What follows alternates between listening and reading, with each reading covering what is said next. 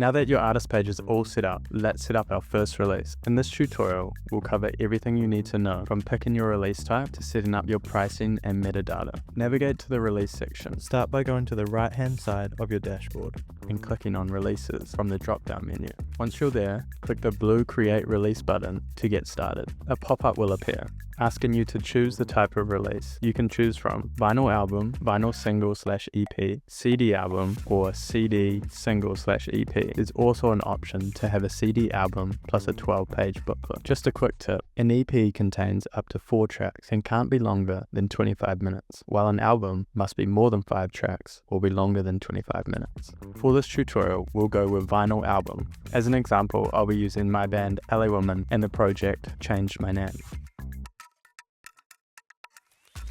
Let's enter our release information. Enter the title of your album or EP. Next is to enter the EAN13 barcode.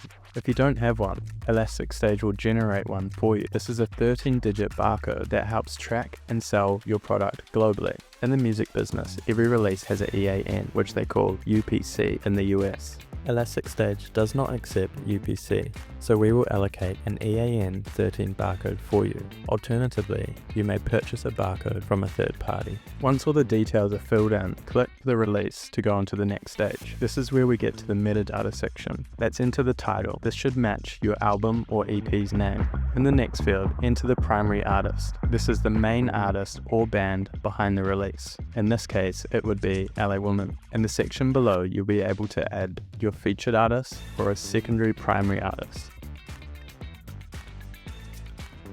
After entering an artist, you must press plus to add them. You can enter as many as you want, but only one person per entry. To delete a person from the list, click X.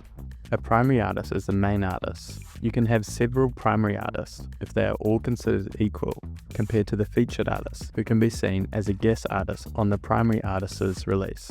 The next field is the original release date. Enter a date if this release has been released before, digital or physical. Otherwise, leave it empty and we will fill it in when the release goes live. This date will later be used as the sort order for releases on the artist page. If you have a catalog number for your release, these are often assigned from a record label. Enter it here. If you don't have one, leave it blank, and elasticStage will use the EAN13 barcode as the identifier. Next, let's set up our pricing. elasticStage offers 3 pricing tiers: Full, Premium, and Deluxe. These options allow you to set different price points based on what you think your fans are willing to pay. Pricing examples are displayed for the UK, US, and Germany.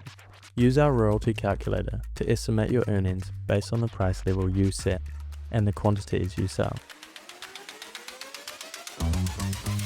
Choose whether you want your release to be available globally or restricted to a certain country. You might want to create different versions for different countries. In this case, you would set your release to one country and create the release for that country.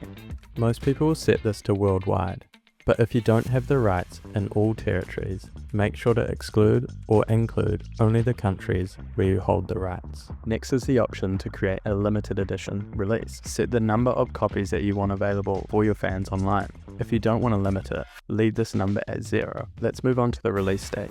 Leave the date empty to make sure the release goes live as soon as possible. The earliest a release can go live is when you attach the release group. This is something we will go into later. If you want your release to go live at a certain date in the future, enter the date here. The release will go live at midnight. Here we can add a pre-order date. For example, if you set the pre-order date 1 week prior to the release date, this allows your fans to pre-order your vinyl before it's released. Here we can add the record label. This could be your artist name or even your own record label. Next, let's fill out our PNC holder information. This section represents the sound recording owner, which should be you, your company, label, or somebody who gave you a license to use it. If you make a recording, you usually own the rights unless somebody else paid you to record it. In some countries, the law says that the person who pays for the recording owns the copyright. This is unless there are other contracts in place overriding it. Add the date of copyright here. The C holder information. This is the copyright holder of your album or artwork and other creative content. This should be you or the company you are representing. If you produce the artwork yourself, you own the rights. Please don't use artwork downloaded from the internet unless you have a license, permission, or paid for its creation.